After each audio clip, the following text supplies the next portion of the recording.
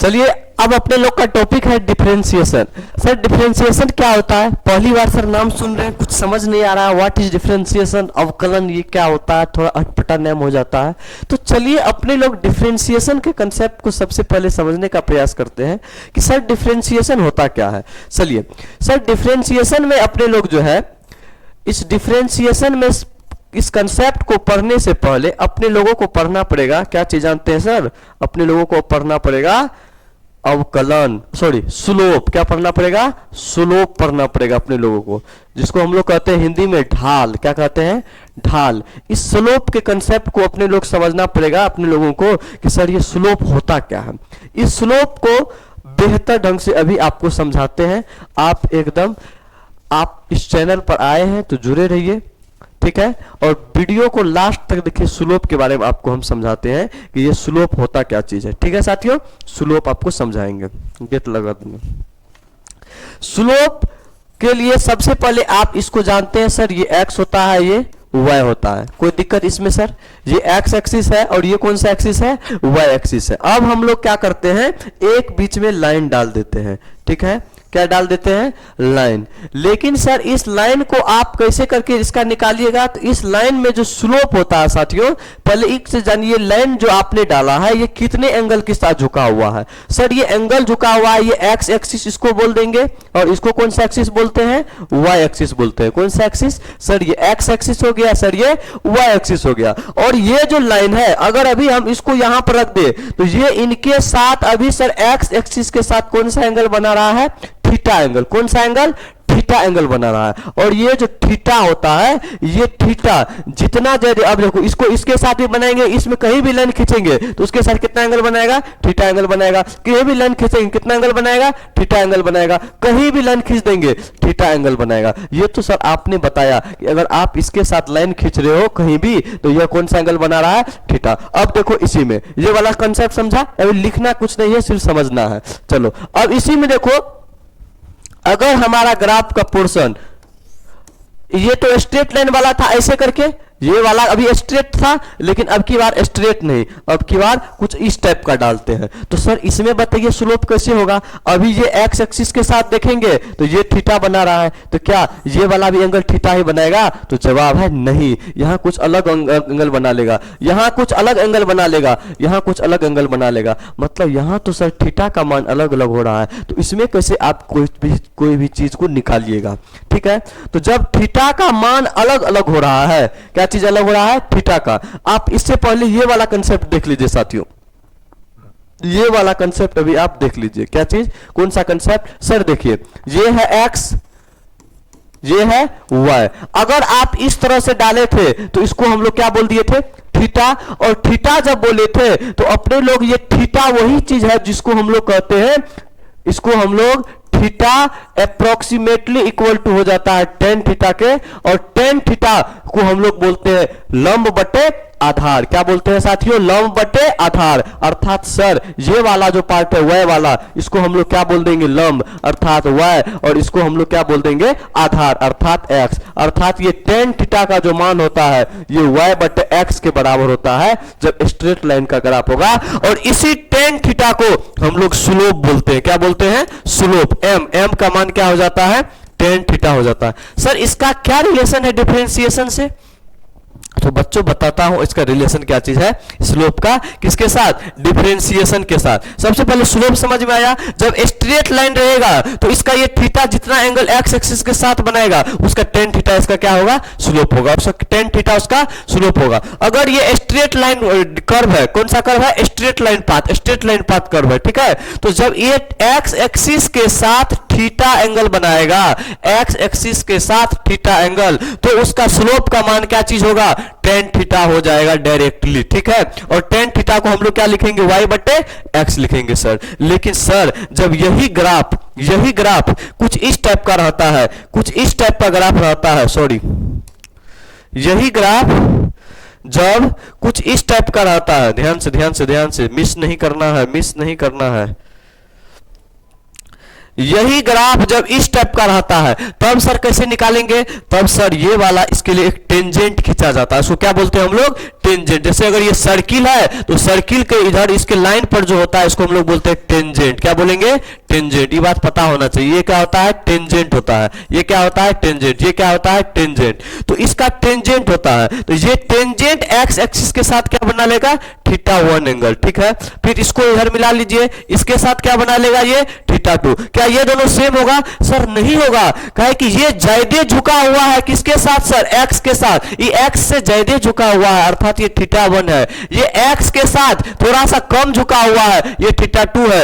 ये जो है इसके साथ थोड़ा सा अधिक, उससे कम झुका हुआ है, मतलब θ1 का स्लोप ज्यादा, θ2 का स्लोप कम और θ3 का स्लोप उससे भी कम है। मतलब सबसे अधिक स्लोप, जो जितना झुका रहेगा, सीधा समझेंगे, जो जितना झुका रहेगा उसका स्लोप उतना ज्यादा होगा। उसका स्लोप क्या होगा साथियों, उतना ज्यादा होगा। जो जितना झुका रहेगा उसका स्लोप उतना ज्यादा होगा।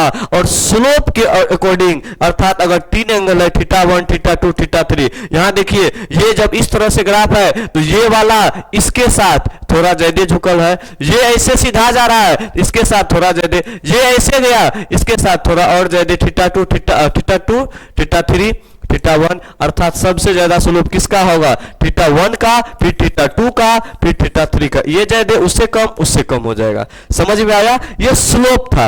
अब हम तुम लोग बताओ कि डिफरेंशिएशन क्या होता है, उसमें स्लोप का कंसेप्ट यूज होगा। कौन सर कहां यूज होगा, तो सुनो ध्यान से, कहां यूज होगा स्लोप का कंसेप्ट। स्लोप का कंसेप्ट कहां यूज होगा, सुनो ध्यान से।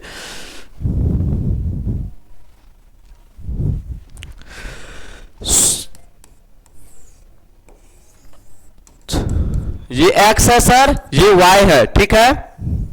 ऐसा ग्राफ होता है। हम लोग क्या करेंगे, यहां से एक डिस्टेंस लेंगे, इस डिस्टेंस का नाम रख देंगे हम लोग क्या चीज, x1 y1। का है कि ये कोऑर्डिनेट है x1 और ये कोऑर्डिनेट रख देते हैं y1। फिर एक डिस्टेंस लेते हैं यहां पे और इसका नाम क्या रख देते हैं, x1 के बाद x2, इसको क्या बोल देंगे, y2, अर्थात ये हो गया y2 और x2 कोमा y2। ये जो आपका मान हो गया सर x2 कोमा y2 और इसको क्या बोल दिए x1 कोमा y1। अब हम लोग क्या करते हैं, क्या आप बताओ, क्या इनके बीच अगर तुमको कहेंगे इसका एरिया बताओ, क्या एरिया बताना मुश्किल हो जाता है। अगर यही में लाइन डाल देते हैं और इसको लाइन को हम लोग सीधा इसके ऊपर टेंजेंट डाल देते हैं तो इसका एरिया निकालना थोड़ा सा क्या हो जाएगा सर, आसान हो जाएगा। लेकिन जब हम लोग बात करें फिजिक्स में तो ये सर x1 y1 है और ये हमारा सर x2 और y2 है। x1 y1 है और x2 और y2 है, ठीक है। तो इसमें सर आप आगे क्या कीजिएगा, तो देखो ध्यान से सर, ये अगर x1 y1 है और ये x2 y2 है तो इनके बीच जो टेंजेंट है वो थोड़ा सा बहुत बड़ा टेंजेंट हो जाता है और इधर से उधर हो जाता है। पूरा सीधा कर्व डालेंगे तो थोड़ा सा मुश्किल हो जाता है। देखो अगर हम लोग पूरा सीधा डालने का प्रयास करें, मतलब पूरा सीधा नहीं हो पाता, हल्का फल्का टेढ़ा हो जाता है, कंसेप्ट पूरा सीधा नहीं बैठ पाता है। तो फिजिक्स में हम लोग अभी क्या करेंगे, फिजिक्स में हम लोग क्या करेंगे, इसको एक छोटा सा लेंथ मान लेंगे, लेंथ कवर कर लेंगे, मतलब x1 और x2 में क्या कर लेंगे, बहुत वेरी वेरी क्लोज कर लेंगे। मतलब x1 और x2 क्या कर लेंगे, क्लोज, क्या कर लेंगे, क्लोज। और y1 और y2 को भी क्या कर लेंगे, क्लोज। मतलब x1 और x2 के बीच का गैप कुछ इतना सा और इतना सा रखेंगे, मतलब ह्यूज गैप रखेंगे थोड़ा सा, ताकि टेंजेंट डालने में कोई दिक्कत नहीं हो। जैसे अगर कुछ ऐसा है तो इनके बीच ह्यूज गैप रखेंगे, थोड़ा सा गैप रखेंगे, और ताकि हमको टेंजेंट डालने में कोई दिक्कत नहीं हो। फिर इसको मिला देंगे, इसको कर देंगे। अब ये वाला जो टेंजेंट हम लोग डाले हैं, ये तो हो गया x, ये हो गया y, इसके साथ बनाएगा थीटा एंगल। कौन सा एंगल, थीटा एंगल। मतलब इसको अब हम लोग बड़ा कर देते हैं, ये बढ़ गया बड़ा सा, ये हो गया सर आपका y, ये हो गया आपका x, ये वाला आपका एंगल क्या चीज हो गया, थीटा। कौन सा एंगल हो गया? थीटा। तो अब जो होता है वो टेन थीटा ये y बाय एक्स के बराबर होगा। लेकिन सर यहां क्या थीटा बहुत बड़ा एंगल होगा? तो जवाब है नहीं होगा। क्या चीज होगा? नहीं होगा। अर्थात थीटा बहुत छोटा, वेरी वेरी स्मॉल एंगल, इसीलिए टेन थीटा का जो मान हो जाता है y बाय एक्स नहीं, तब इसका मान हो जाता है dy बाय डी एक्स। ध्यान से सुनना, ये थीटा बहुत बड़ा एंगल नहीं है, ज्यादा छोटा एंगल है, ह्यूज गैप है इसके बीच ह्यूज गैप है, क्योंकि हम इस दोनों को बहुत क्लोज कर दिए हैं। क्या कर दिए हैं? बहुत क्लोज कर दिए हैं। इसका मतलब सर इसका बीच का जो मान था x1, ये x1 भी क्या चीज, सॉरी x2, y1 का मान क्या चीज हो गया? अब y1 का मान क्या चीज? 0। y2 का क्या चीज मान हो गया? 0। मतलब सर ये वाला y1 भी y2 इसको हम लोग 0 के बराबर कर दिए, इस दोनों के बीच का गैप क्या कर दिए? 0 के बराबर कर दिए। और x1 भी x2 ये भी इसको हम लोग भी 0 के बराबर कर देते हैं, और x1 x2 भी 0 के बराबर। मतलब इसको इसके और इसके बीच का ह्यूज गैप, इतना गैप है कि इसको हम लोग 0 के इक्वल करके रखे हुए हैं, निगलेक्ट करके रखे हुए हैं। तो जब निगलेक्ट करके रखे तो सर उसके बीच का जो एंगल बनेगा थीटा, ये भी तो बहुत छोटा एंगल बनेगा ना सर। जब ये बहुत छोटा एंगल बनेगा अर्थात थीटा कौन चीज में बदल जाएगा? तो tan theta y by x नहीं होगा, तब थीटा बहुत छोटा है तो टेन थीटा को बोल देंगे dy by d x. Sir ये dy बाय डी एक्स क्या होता है? dy बाय डी एक्स इसका मतलब हो गया differentiation of y with respect to x। मतलब y जो फंक्शन होगा उस फंक्शन का हम लोग डिफरेंशिएशन करेंगे, किसके रिस्पेक्ट में? x के रिस्पेक्ट में। और dy बाय डी एक्स बहुत स्मॉल चेंज जब रहता है, बहुत छोटा चेंज जब रहता है, तब हम लोग इस्तेमाल करते हैं। किसका इस्तेमाल करते हैं जी? dy बाय डी एक्स का हम लोग तब इस्तेमाल करते हैं। ठीक है साथियों?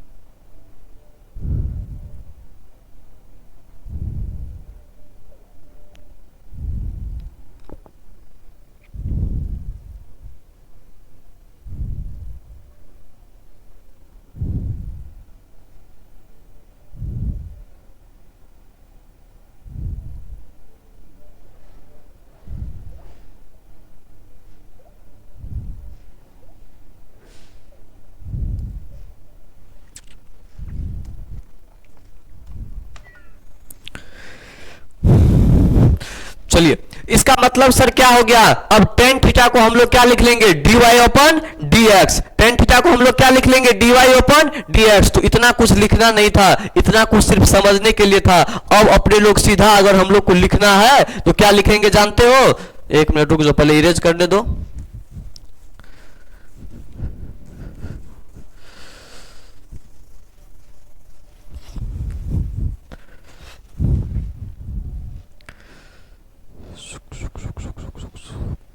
चलिए अब अपने लोग को लिखने के लिए क्या चीज है? सिर्फ लिखने के लिए इतना है कि स्लोप बराबर क्या होता है। स्लोप बराबर क्या होता है?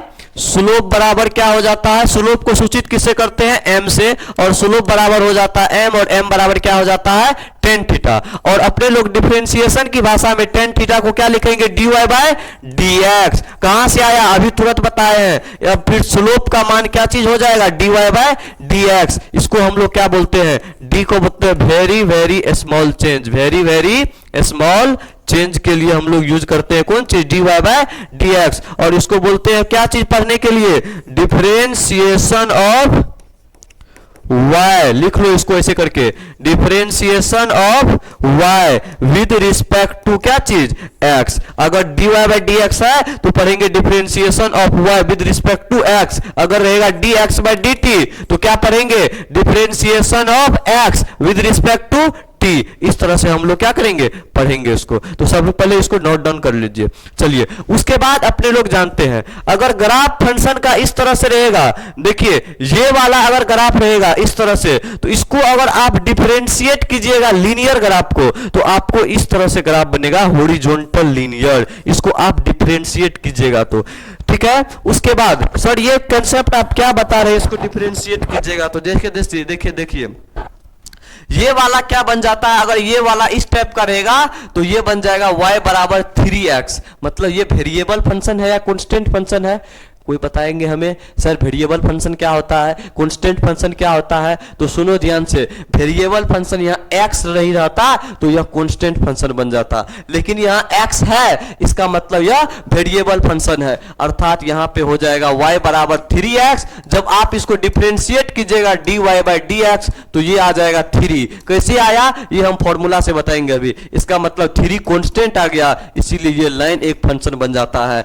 जब पैराबोला टाइप से रहता है तो यह एक लाइन बन जाता है, जब इस टाइप से रहता है तो ये बन जाता है, इस टाइप से रहता है तो ये बन जाता है, क्वाड्रेटिक बन जाता है, क्यूबिक रहता है। इस तरह से अपने लोग के लिए 2 को कंसेप्ट काफी है, सिर्फ ये दोनों वाला अभी अपने लोग नहीं पढ़ेंगे। अभी अपने लोग सिर्फ ये दोनों लीनियर और क्वाड्रेटिक वाला, लीनियर में रहेगा तो हॉरिजॉन्टल लीनियर बन जाएगा, और क्वाड्रेटिक में रहेगा मतलब द्विघात समीकरण पैराबोला के रूप में रहेगा तो वह लीनियर बन जाएगा। सिर्फ 2 कंसेप्ट। अब अपने लोग का आता है फॉर्मूला और सवाल। क्या चीज आएगा सर डिफरेंशिएशन का फॉर्मूला और सवाल। डिफरेंशिएशन में सबसे पहले देखो ध्यान से, फॉर्मूला में क्वेश्चन करेंगे अपने लोग, अगर x का पावर n रहेगा सर उसका डिफरेंशिएशन कैसे निकालेंगे। अभी dy बाई dx इसको हम लोग क्या बोल देंगे, differentiation of y with respect to x। इसका फॉर्मूला होता है n इंटू एक्स का पावर n माइनस 1। मतलब सर क्या, अगर y बराबर कोई फंक्शन दे दिया 4x स्क्वायर, या ठीक देर एक्स स्क्वायर कोई फंक्शन दे दिया, x का पावर n है, x का पावर n है ना, अर्थात सर x का स्क्वायर है, तो इसका डिफरेंशिएशन कैसे निकालेंगे, तो dy बाई dx अर्थात y की जगह क्या रख देंगे, एक्स स्क्वायर बटे dx। सर अब क्या करेंगे, अब कुछ नहीं करेंगे, ये फॉर्मूला होता है n इंटू एक्स का पावर n माइनस 1, अर्थात x का पावर n कितना है, 2 है, n का मान कितना है, 2 है ना, एक्स स्क्वायर 2 इंटू x का मान क्या चीज x से है, n माइनस 1, n का मान 2 है तो 2 माइनस 1, तो क्या हो जाएगा 2 इंटू एक्स का पावर 1, अर्थात कितना आ गया 2x आ गया। ये हो गया आपका आंसर। लिखो इसको, जल्दी से नोट डाउन करना है, जल्दी से नोट डाउन करना है। मतलब सर ये वाला फॉर्मूला हमारा कंप्लीट हो गया, x का पावर n बराबर n इंटू एक्स का पावर n माइनस 1। ठीक है, चलिए नेक्स्ट क्वेश्चन। इसी पे एक और एग्जांपल देख लेते हैं। अगर x का पावर 6 रहेगा तो हम लोग क्या हुआ, देखो अगर सर ये x स्क्वायर था तो 2 इसके पिछवाड़े में लग गया, 2 इसके कहां लग गया, पिछवाड़े में, x फिर वैसे का वैसे, और 2 के में 1 घट गया अर्थात 2x हो गया, 2 में से 1 गया 1 बचा। अगर यहाँ x क्यू रहता तो 3 पहले इसके पिछवाड़े में लगता 3, फिर x में पावर में क्या हो जाता, 3 में से 1 घट जाता तो क्या हो जाता 3x का स्क्वायर। अगर यहाँ x का पावर 6 रहता तो सबसे पहले 6 इसका पिछवाड़े में, x 100 में से 1 घट जाता, अर्थात अगर x का पावर n रहेगा तो उसका तरीका ये है डिफरेंशिएशन करने का। समझ में आया साथियों, तो इस तरह से आप लोग इसको नोट डाउन कर लीजिए। चलिए ठीक है, नोट डाउन कर लिए। नेक्स्ट सवाल, नेक्स्ट फॉर्मूला, दूसरा फॉर्मूला अपने लोग देख लेते हैं जल्दी से, सब फॉर्मूला पे क्वेश्चन आपको करा देंगे, कोई दिक्कत नहीं है। दूसरा क्वेश्चन है एफ जी के टर्म में, मतलब सर कुछ, अगर एक चीज और जान लीजिए, अगर कांस्टेंट रहेगा कोई चीज, जैसे d4 बटे dx रह गया, अर्थात dy का मान क्या चीज हो गया, y बराबर 4, अर्थात ये तो सर कांस्टेंट फंक्शन है।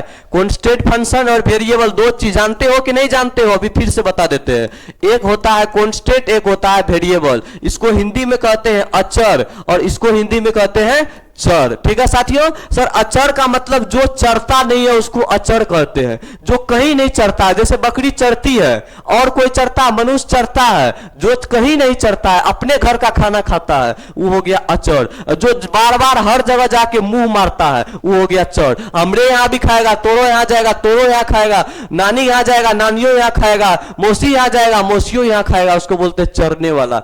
चार जगह जाके खाना ठूस के आता है। तो जो चरता है मतलब जिसका मान बदलते जाता है वो हो गया चर। जो नहीं चरता है, सिर्फ अपने घर का खाना खा के खुश रहता है, उसको क्या बोलते हैं? अचर। मतलब क्या समझे सर? कि जैसे अपने लोग अपने घर का खाना खा के खुश है, कुछ लोग होगा घर का खाना से पेट नहीं भरा, बाहर में होटल में जाके खाना खाएगा, दोस्त के यहाँ खाना जाके खा लेगा, वो दो जगह मुंह मार के आया है, मतलब वो अचर हो गया। वो कांस्टेंट फंक्शन हुआ कि वेरिएबल फंक्शन हुआ? सर वो कांस्टेंट फंक्शन हुआ नहीं, वो वेरिएबल फंक्शन है, चल रहा है, बार बार दूसरे जगह चल रहा है, तो कौन चीज हो गया? चर, वेरिएबल फंक्शन। जो अपने घर का खाना खा के खुश है वो अचर हो गया, एक ही जगह पे खुश है। ठीक है, तो यही चीज समझिए। तो कांस्टेंट फंक्शन रहेगा और वेरिएबल फंक्शन जब रहेगा तो कांस्टेंट का फंक्शन का डिफरेंशिएशन कैसा होगा? 0। y बराबर 4 5 6 7 8। कांस्टेंट फंक्शन रहेगा उसका डिफरेंशिएशन 0 और वेरिएबल फंक्शन रहेगा तो depend on your function which type function, जिस टाइप का फंक्शन रहेगा which type of function then their result will be, जिस टाइप का फंक्शन रहेगा वैसा रिजल्ट होगा। समझ में आ गया साथियों? चलिए, तो d4/dx क्या हो जाएगा? 0 हो जाएगा। उसके बाद नेक्स्ट क्वेश्चन है, अगर कहीं पर रह जाएगा u f.g, कहने का मतलब है कि इसका हो गया डिफरेंशिएशन 0। अगर यहां पे रहता 4x², थोड़ा सा उससे पहले अपने लोग दूसरा चीज का डिफरेंशिएशन देख लेते हैं। चलिए ध्यान से, दूसरा चीज का डिफरेंशिएशन किसका सर? एक रहेगा e का पावर x, इसको हम लोग कहते हैं कौन सा फंक्शन जानते हैं? e का पावर x को, e का पावर x को कहते हैं एक्सपोनेंशियल फंक्शन। लिख लेना, जिसको पता नहीं है वह लिख लेना, e का पावर x को हम लोग बोलते हैं एक्सपोनेंशियल फंक्शन। ठीक है सर, ये फंक्शन का डिफरेंशिएशन जब निकालोगे तो सेम टू सेम हो जाएगा, मतलब e का पावर x का जो डिफरेंशिएशन होता है वह कैसा रहता है सर? सेम टू सेम रहता है, मतलब e का पावर x बटे dx, ये निकल के बाहर आ जाता है कौन चीज सर? e का पावर x हो जाता है। जैसे अगर e का पावर 2x का डिफरेंशिएशन रहेगा तो 2 इंटू e का पावर कितना आ जाएगा? 2x हो जाएगा, ये इसका डिफरेंशिएशन हो जाएगा। e का पावर 5x का डिफरेंशिएशन रहेगा तो 5 इंटू e का पावर x। सर ये क्या क्या निकाल रहे हैं आप? सुनो ध्यान से, सबसे पहले हम लोग इसका डिफरेंशिएशन करेंगे, ये पूरे फंक्शन का। समझ में आ रहा है क्या बोल रहे हैं सर? पहले पूरे फंक्शन का डिफरेंशिएशन e का पावर 2x हो गया, जैसे बोले थे वैसे लिख देंगे। फिर इसके ऊपर जो x लगा है ना, ये x का फंक्शन का डिफरेंशिएशन मतलब 2x का डिफरेंशिएशन, तो सर 2x का डिफरेंशिएशन क्या हो जाएगा? 2x का डिफरेंशिएशन 2 ही हो जाएगा। क्या हो जाएगा? 2 हो जाएगा। जब निकालने चलोगे तुम कौन चीज पे? x का पावर n पे। इसका पावर कुछ नहीं है तो क्या चीज है? 1 है। 2 कांस्टेंट है तो कांस्टेंट को बाहर छोड़ो, x का पावर क्या होगा? सबसे पहले 1 इसका पिछवाड़े में लगेगा, ठीक है, फिर x का पावर 1 में से 1 घट जाएगा, अर्थात 2 इंटू 1 इंटू x का पावर 0, अर्थात 2 इंटू x का पावर 0 कितना हो जाएगा? 2 हो जाएगा। यही आपका क्या हो जाएगा? आंसर हो जाएगा। ठीक है साथियों, समझ में आ गया? चलिए इसको इरेज करें, नोट डाउन करना है तो ये वाला नोट डाउन कर लेना, फॉर्मूला e का पावर x का, कांस्टेंट का नोट डाउन कर लेना। ठीक है, चलो आगे नेक्स्ट बढ़ते हैं।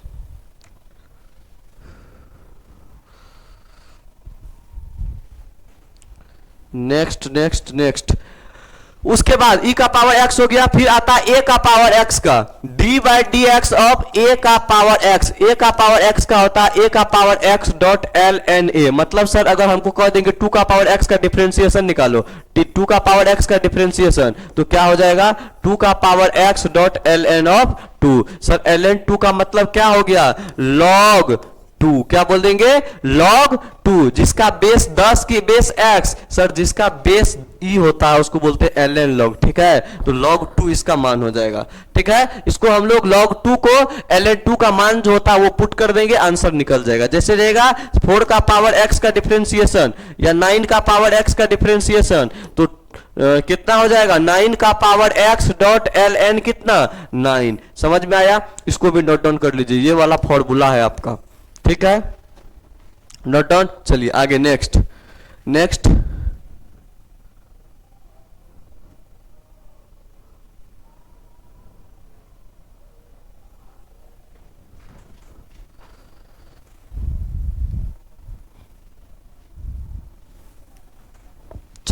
है ln x का डिफरेंशिएशन लिख लो, ये भी फॉर्मूला है d by D x into ln x। ln x का डिफरेंशिएशन हो जाता है 1 बटे x हो जाता है, ये भी याद रख लेना। मतलब क्या सर, अगर ln 5 का डिफरेंशिएशन निकालना है, ln 5 log x का डिफरेंशिएशन कितना हो जाएगा 1 बटे 5। अगर d ln 7 का डिफरेंशिएशन निकालना है dx कितना हो जाएगा 1 बटे 7। इसको भी नोट डाउन कर लो फास्टली, ठीक है। चलिए इरेज करें, यस सर।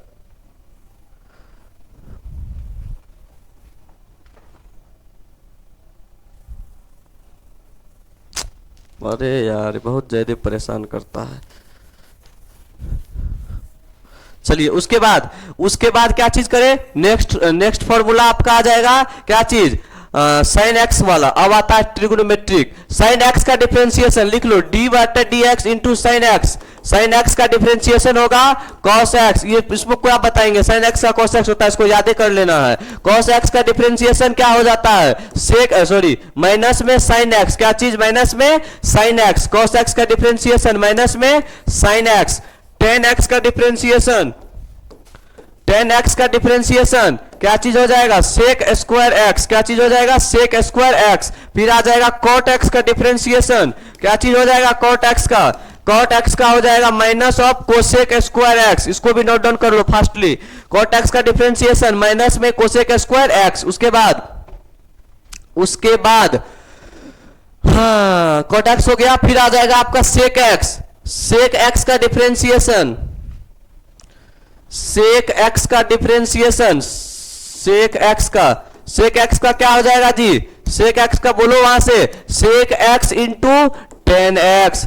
ए लौंडा देख रहा खलिया, बोलेगा कौन बोल देगा, cosec x, d cosec x बटे डी एक्स। कोसेक एक्स बटे डी एक्स, इसका क्या हो जाएगा cosec x into cot x. कुछ इस तरह से हो जाएगा, ठीक है। तो ये भी जो भी लिखा है अभी आपको, ये ट्रिग्नोमेट्रिक फंक्शन था। कौन सा फंक्शन था, ट्रिग्नोमेट्रिक फंक्शन। अब एक मजेदार चीज बताएंगे जो है ये वाला फॉर्मूला, गुना वाला और भाग वाला फॉर्मूला। दो गो इंपोर्टेंट और है जो अभी बताएंगे, ये वाला आप लोग नोट डाउन कर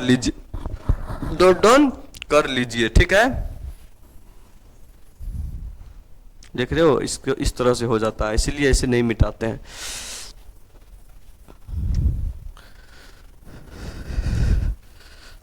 चलिए अब आता है दो कंसेप्ट। एक फॉर्मूला है u डॉट v वाला, मतलब क्या, जब दो चीज गुना में रहेगा तो सबसे पहले v को रखेंगे u का डिफरेंशिएशन x के रिस्पेक्ट में, फिर u को भी यही रखिए v का डिफरेंशिएशन x के रिस्पेक्ट में। मतलब सर ये u और v क्या चीज है, सुनिए, 2 इंटू 2x इंटू 3x, क्या 2x इंटू 3x है। अब हम लोग u डॉट भी लगा सकते हैं, बोलो जय सर लगा सकते हैं। 3x क्या कर लेंगे, 3x into D you by D x, 2x बटे डी एक्स 2 हो जाएगा। फिर कितना हो जाएगा 2x इंटू 3, ये हमारा आंसर हो गया। बात चुट्टा गलत है, ऐसा नहीं करेंगे। कहा है सर ऐसा नहीं करेंगे, तो सुन ध्यान से सुनो, ऐसा काहे नहीं करेंगे। जब दो फंक्शन सेम हो, 2x इंटू 3x, दोनों अलजेब्रिक फंक्शन है सर, दोनों तो सेम है, इसको गुना नहीं कर देंगे, 3 दूना 6 x का स्क्वायर। अब इसका डिफरेंशिएशन 12x आ जाएगा। बोल करेंगे सर। इसका मतलब जब फंक्शन सेम रहेगा तो u डॉट v वाला कंसेप्ट ना लगे, बोरे ना लगाना है, ठीक है। मतलब जब फंक्शन सेम रहेगा तो u डॉट v वाला कंसेप्ट नहीं लगाएंगे। u dot v function same पर नहीं लगेगा, फंक्शन सेम पर नहीं लगेगा। u डॉट v फंक्शन जब सेम रहेगा तो नहीं लगेगा। मतलब ये हो गया सर क्या चीज, v का मान अगर जैसे रहेगा साइन x इंटू क्या चीज 2x। अब दोनों देखो सर, ये तो त्रिकोणमितीय फलन है और ये आपका अलजेब्रिक बीजगणितीय फलन है, दोनों अलग अलग फंक्शन। अब लगा देंगे u फिर v। सबसे पहले किसका, v को कांस्टेंट रखो, u का डिफरेंशिएशन, तो u का डिफरेंशिएशन क्या आ जाएगा, d sin x बटे dx प्लस, फिर किसको कांस्टेंट रखो, u को, u का मान क्या चीज है sin x, तो क्या हो जाएगा sin x into dx, sin x into d into 2x upon dx। Sir अब देखिए 2x इंटू साइन एक्स का differentiation cos x, sine x का डिफरेंशिएशन, साइन एक्स को हम लोग वैसे छोड़ देंगे, फिर प्लस में है sine x into cos x, इसका क्या हो जाएगा 2, तो इसका आंसर हो जाएगा 2x into cos x plus 2 into sine x. अब इस दोनों में हम लोग देखिए 2 दोनों में है, कॉमन ले लेते हैं, तो यह हो गया x कॉस एक्स प्लस क्या चीज साइन एक्स, यही आपका क्या चीज हो गया आंसर हो गया। मतलब सर ये u डॉट v वाला फॉर्मूला कहां इस्तेमाल करेंगे, जब दो फंक्शन अलग अलग हो। कैसा हो फंक्शन साथियों, जब दो फंक्शन अलग अलग हो तब हम लोग u डॉट v इस्तेमाल करेंगे, जब दो फंक्शन अलग अलग नहीं रहेगा तो हम लोग u डॉट v इस्तेमाल नहीं करेंगे। फंक्शन सेम है तो दोनों को डायरेक्टली मल्टीप्लाई करो, जैसे 2 गुना 3 6 होता है, वैसे 2x square into 3x square 6 होगा, जैसे sin x into cos x, दोनों सेम फंक्शन है तो इसको हम लोग किस तरीका से निकालेंगे। sin x into cos x को u डॉट v से नहीं निकाल सकते हैं, इनके लिए अलग तरीका है। दिखाए क्या तरीका है अभी नहीं दिखाएंगे, जब मैथ्स पर होगी डिफरेंशिएशन 12th में तब वहां बता देंगे। ठीक है साथियों, चलिए u डॉट v हो गया, इसको नोट डाउन कर लीजिए, साइड हो गए हैं, नोट डाउन कर लीजिए। ठीक है,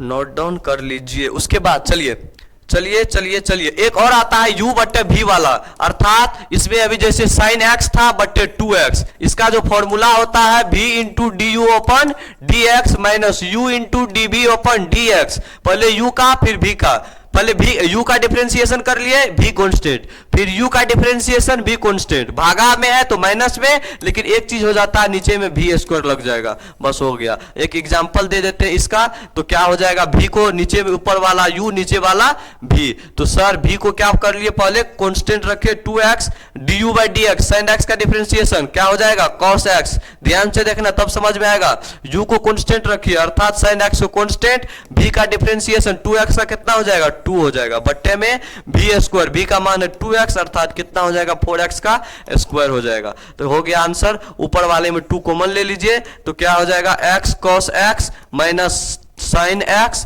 बट्टे में 4x का स्क्वायर, यहां से 2 से 2 कट गया, बाकी आपका आंसर निकल गया। नोट डाउन कर लीजिए इसको, डिफरेंशिएशन खत्म। अब आते हैं इंटीग्रेशन पे। अब किस पे आते हैं, इंटीग्रेशन समाकलन।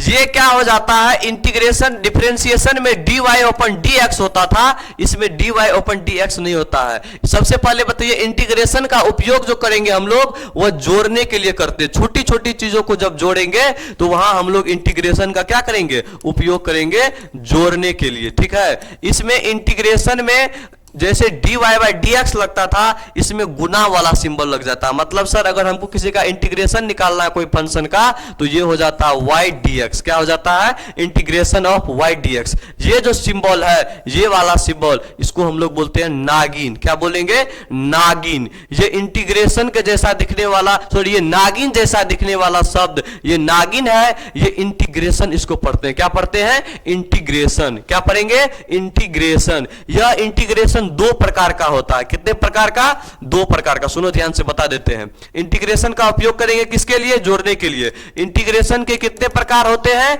इंटीग्रेशन के 2 प्रकार होते हैं, कौन कौन, एक होता है डिफिनिट, एक होता है इनडिफिनिट। इंटीग्रेशन कितने टाइप्स के 2 टाइप के, एक होता है डिफिनिट इंटीग्रेशन, एक होता है इनडिफिनिट इंटीग्रेशन। मतलब सब एक होता है निश्चित वाला फिक्स कर देंगे लिमिट लगा करके, एक होता है अनिश्चित वाला। जब हम लोग निश्चित वाला डिफरेंशिएशन करेंगे जैसे इंटीग्रेशन करेंगे, सॉरी इंटीग्रेशन बोलेंगे, इंटीग्रेशन करेंगे जैसे मान के चलिए हमको 2x स्क्वायर का इंटीग्रेशन करना है अर्थात y डॉट dx कर दिए।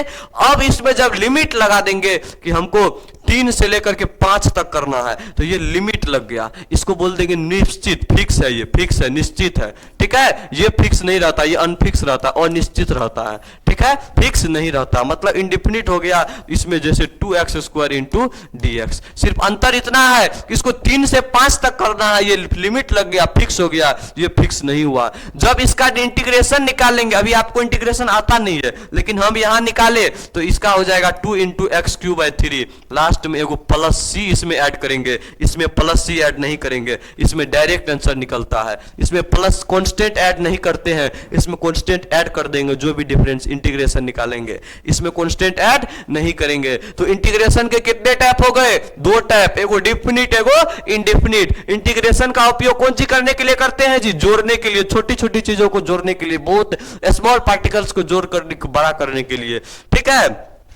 उसके बाद डिफिनिट और इंडेफिनिट, इसका उपयोग करेंगे डिफरेंशिएशन इंटीग्रेशन का। भर भर के वेक्टर में होगा, काइनेमेटिक्स में होगा, लॉज ऑफ मोशन में होगा, सर्कुलर मोशन में होगा, सेंटर ऑफ मास में होगा, रोटेशन मोशन में होगा। आप एसएचएम में यूज कर लीजिएगा, फ्लूइड मैकेनिक्स में यूज कर लीजिएगा, केटीजी एंड थर्मोडायनेमिक्स में यूज कर लीजिएगा।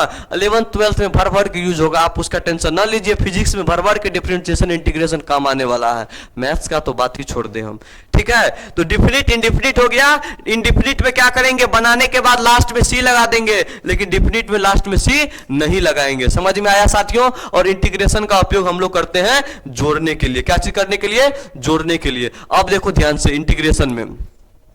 इंटीग्रेशन में इस तरह से लिखते हैं y इंटू डी एक्स, जहां y क्या होता है? फंक्शन। लेकिन डिफरेंशिएशन में क्या लिखते थे? dy बटे डी एक्स। और इंटीग्रेशन में इस तरह से हम लोग लिखेंगे, ठीक है।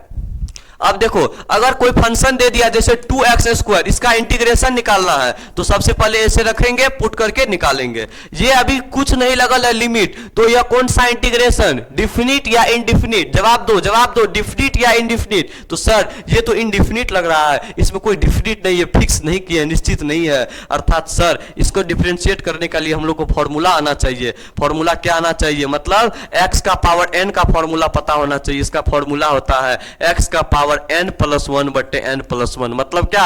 n जितना है उसमें एक जोड़ के और n प्लस 1 से ही क्या कर देना? भाग दे देना।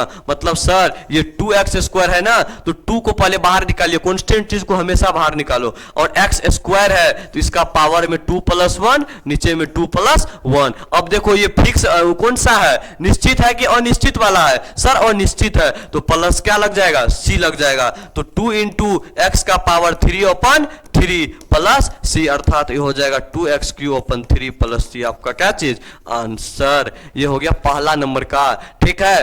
और बताते हैं, जब कांस्टेंट में फंक्शन रहेगा, मतलब इंटीग्रेशन ऑफ 4.dx, क्या चीज? 4.dx, तो इसका मतलब 4 को बाहर निकाल लेना, कांस्टेंट चीज है, तो बच जाएगा 1। 4 को बाहर निकालोगे तो क्या बच जाएगा? 1। और 1 का इंटीग्रेशन कितना हो जाएगा?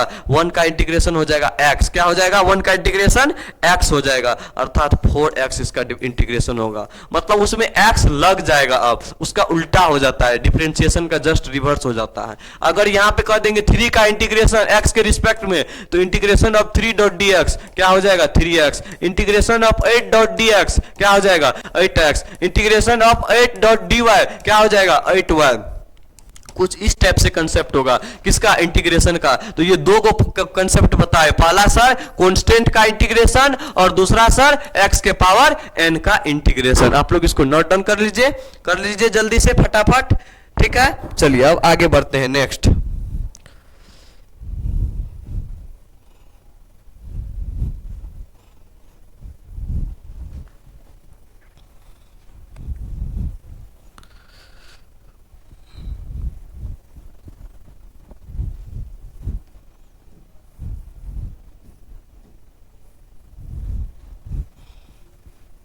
चलिए अब आता है तीसरा फॉर्मूला।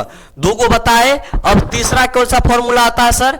तीसरा फॉर्मूला आपको आ जाता है कौन सी चीज का? यहां देखो ध्यान से, तीसरा फॉर्मूला सबसे पहले ax प्लस b का पावर n में रहेगा, तो क्या करेंगे? तो सुनो ध्यान से, अगर कुछ इस टाइप का कंसेप्ट आ गया, मतलब क्या सर कि ax प्लस b का मतलब अगर 2x प्लस 3 का इंटीग्रेशन निकालने के लिए दे देगा, तो कैसे निकालेंगे? सबसे पहले d इसका इंटीग्रेशन, सॉरी हम तो डिफरेंशिएशन निकाल रहे थे जी, इंटीग्रेशन नागिन का सिंबल 2x प्लस 3 इंटू क्या चीज? dx। सबसे पहले इंटीग्रेशन ऑफ सिंगल तोड़ देंगे, ठीक है। फिर इंटीग्रेशन ऑफ 3.dx, 2x वाला है, 2 बाहर निकालो, x है पावर 1 प्लस 1 बटे 1 प्लस 1 प्लस इंटीग्रेशन ऑफ 3 है, तो 3 का क्या बताया अभी तुरंत? x के रिस्पेक्ट में है, तो क्या हो जाएगा जी? 3x क्या हो जाएगा? 3x आ जाएगा। फिर क्या हो जाएगा 2 इंटू एक्स स्क्वायर बटे 2 प्लस 3x और 2 से 2 कट गया अर्थात आ जाएगा x square plus 3x plus c। यही आपका क्या हो जाएगा आंसर। c काहे लगा है कि इसमें कोई लिमिट नहीं लगा है इसीलिए यहाँ पे क्या लग जाएगा c लग जाएगा। समझ में आया? ये हो गया। नेक्स्ट क्वेश्चन देखिए। नेक्स्ट क्वेश्चन इसी में नेक्स्ट क्वेश्चन क्या आ जाएगा। नेक्स्ट क्वेश्चन देख लो। इसमें अगर यहां रहेगा 2x प्लस 3 का पावर 4 तब कैसे बनाएंगे जी इंटीग्रेशन। सबसे पहले क्या करेंगे, सबसे पहले ध्यान से सुनो, इसका इंटीग्रेशन निकालना है इंटू dx कर देंगे। सबसे पहले इस 2x प्लस 3 को तुम t मान लो ताकि तुम्हारा गलती नहीं हो। 2x प्लस 3 को क्या मान लेते हैं t। Let 2x plus 3 equal to t, मतलब इसको इंटीग्रेशन करेंगे तो t का पावर 4 हो जाएगा। उसके बाद तो t का पावर 4 का इंटीग्रेशन क्या हो जाएगा। तो एक मिनट रुको, यहाँ मिस्टेक हो सकता है इतना बड़ा मानने से पहले। 2x प्लस 3 का पावर 4 है, इसको तुम एक फंक्शन मान लो, इसको भूल जाओ। मान लो ये t है तो t का पावर 4 कितना हो जाएगा। t का पावर 4 कितना हो जाएगा 4t का पावर 5 होगा। 4 t के जगह खाली डैश इसका पावर 5 होगा।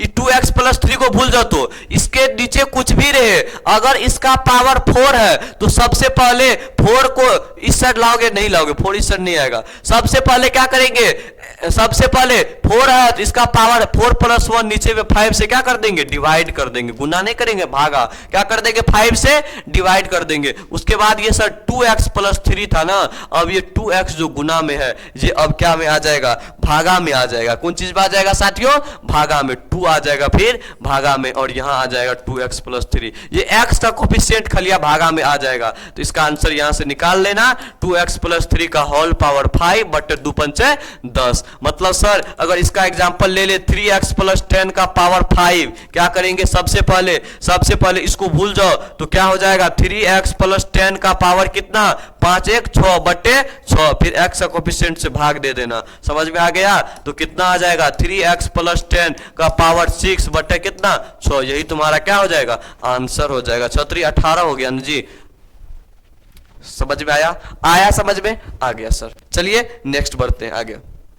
उसके बाद आता है 1 बटे x का integration log x plus c।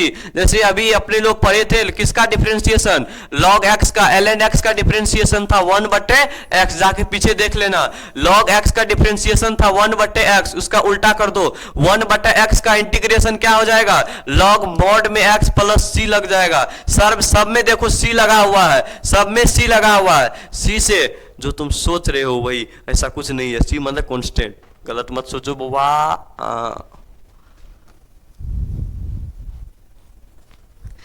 अच्छे बच्चे हो तुम लोग, गलत चीज नहीं सोचा करते, ठीक है। e का पावर x इंटू dx क्या हो जाएगा e का power x plus c। a का पावर x का इसका भी जैसे डिफरेंशिएशन e का पावर x होता है, e का पावर x का डिफरेंशिएशन e का पावर x होता है, उसी तरह से e का पावर x का इंटीग्रेशन भी क्या हो जाता है e का पावर x हो जाता है। सेम चीज याद रखना, e का पावर x को कौन सा फंक्शन बोलेंगे सर एक्सपोनेंशियल फंक्शन। कौन सा फंक्शन एक्सपोनेंशियल फंक्शन बोलेंगे। और a का पावर x को कौन सा फंक्शन, वो भी एक्सपोनेंशियल फंक्शन ही हो जाता है, ठीक है। और a का पावर x का होता है a का पावर x बटे ln a। फिर sin x का इंटीग्रेशन माइनस cos x का integration sin x, sec square x का tan x और cosec स्क्वायर x का माइनस में cot x। ये पूरा चार्ट को लिख लेना, एकदम चार्ट पूछ लेना, एकदम पूरा चार्ट को, ठीक है। इन सब पे जो मेन क्वेश्चन था करवा दिए और बाकी फॉर्मूला याद रखना।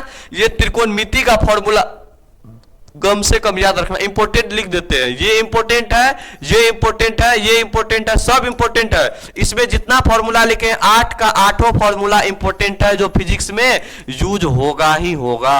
फिजिक्स में क्या होगा साथियों, यूज होगा ही होगा। ये 8 का 8वां फॉर्मूला क्या चीज है, इंपोर्टेंट है। इसमें कोई कसर नहीं है कि कोई चीज इंपोर्टेंट नहीं है। 8 का 8वां फॉर्मूला इंपोर्टेंट है। आपके होमवर्क के लिए ये वाला क्वेश्चन है, integration of 5x square minus 8x plus 5 into dx क्या ये बनेगा?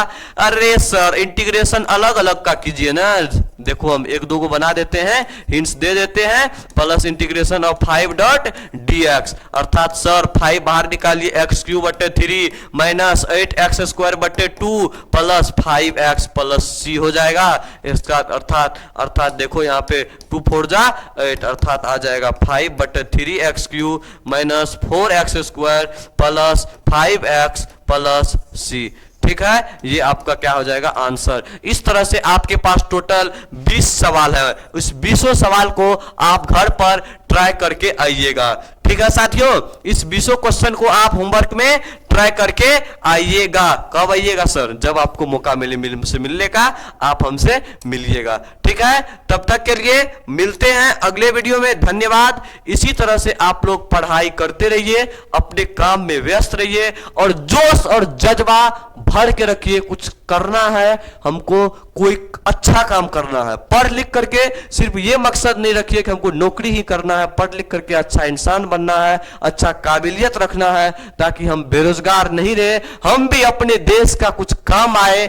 अपने आप के ऊपर तब आपको गर्व होगा जब आप इस देश में आप अपने चाहे तन हो, मन हो, धन हो, इस देश में आप किसी भी चीज में अपना योगदान कीजिए। तन से कीजिए, चाहे मन से कीजिए, चाहे धन से कीजिए। आपके पास इस देश को देने के लिए कुछ होना चाहिए। चाहे इस देश का भविष्य आप हैं, आपके पास देने के लिए कुछ भी हो, आपको इस देश में अगर आप योगदान कीजिएगा तो आपको खुद के ऊपर गर्व होगा कि हम उस लायक तो है कम से कम कि हम आज अपने देश में कुछ अपने जैसे कुछ बच्चों को हो, या अपने जैसे कुछ किसान भाइयों को हो, कुछ सैनिक को हो, चाहे कुछ गरीब परिवार के लोग हो, आप उनको कुछ दे भी पाए तो आपको तब खुशी होगी जब आप कुछ करेंगे, आप उस लायक बनेंगे, आप कामयाब होंगे, तब कुछ होगा।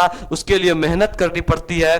फ्री फायर खेलने से काम नहीं चलता है। बहुत ज्यादा फ्री फायर में आप लोग बिजी है। आजकल का लौंडा सब पूरा फ्री फायर में बिजी है। थोड़ा सा फ्री फायर से फुर्सत मिले तो थोड़ा बुक्स पे भी ध्यान दे दिया करो। आजकल ज्यादा लुक्स पे और फ्री फायर दो ही जगह ध्यान दे रहे हो। थोड़ा लुक पे ध्यान दे रहे हो, अच्छी बात है, हैंडसम दिखना भी है, लेकिन पढ़ाई करते रहना है। हैंडसम तो बाबू कुछ दिन के बाद ढल जाएगी, लेकिन पढ़ा हुआ समय जो अभी तुम पढ़ोगे वही काम आएगा। ये शकल सूरत है, धीरे धीरे उम्र जब बीतेगी तो शकल सूरत अगर पैसा रहेगा तो अच्छा लगेगा, पैसा जेब में नहीं रहेगा तो मुंह का लटका हुआ मिलेगा। ठीक है साथियों, इसी तरह आप अपने जीवन में आगे बढ़ते रहिए, मेहनत करते रहिए। मिलते हैं, तब तक के लिए जय श्री कृष्ण, राधे राधे। आप सबों को गुड नाइट, बाय बाय।